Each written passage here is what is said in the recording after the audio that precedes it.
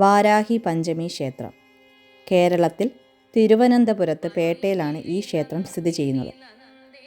ഇവിടുത്തെ പ്രധാന പ്രതിഷ്ഠകൾ ദുർഗാദേവിയും വാരാഹി ദേവിയുമാണ്. ആദ്യമായിട്ടാണ് വാരാഹി ദേവി ക്ഷേത്രത്തിൽ ദർശനം ചെയ്യാനുള്ള ഭാഗ്യമ്മ നൽകിയത്. വാരാഹി ദേവിയുടെ അനുഗ്രഹത്താൽ ഈ ക്ഷേത്രത്തിലെ ദർശനത്തിന് ശേഷം കാശിയിലുള്ള വാരാഹി ദേവി ക്ഷേത്ര ദർശനവും ലഭിച്ചു. കാശിയിൽ വാരാഹി ദേവി ക്ഷേത്രം പ്രഭാതത്തിൽ കുറച്ചു നേരം മാത്രമേ നട തുറന്നു വെക്കാറുള്ളൂ. കാശിയിലുള്ള വാരാഹി ദേവി ക്ഷേത്രത്തിലെത്തിയാൽ ദേവിയുടെ വിഗ്രഹം കാണാൻ കഴിയുന്നത് നമ്മൾ ചവിട്ടി നിൽക്കുന്ന നിലത്തിന് താഴെ ആണ്. അതായത് ക്ഷേത്രത്തിന് അടിയിലായിട്ടാണ് പാതാള ഭൈരവിയെ കാണാൻ കഴിയുന്നത്. സർവ്വരോഗങ്ങളും ആപത്തുകളും നമ്മുടെ അടുത്തേക്ക് വരാതെ നമ്മളെ സംരക്ഷിക്കുന്ന ദേവിയാണ് വാരാഹി അമ്മ.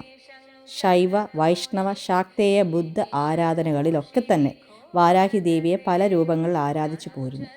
വൈഷ്ണവ ആരാധനയിൽ യജ്ഞവരാഹമൂർത്തിയുടെ ശക്തിഭാവമായിട്ടാണ് വാരാഹി ദേവി അമ്മയെ ആരാധിക്കുന്നത്.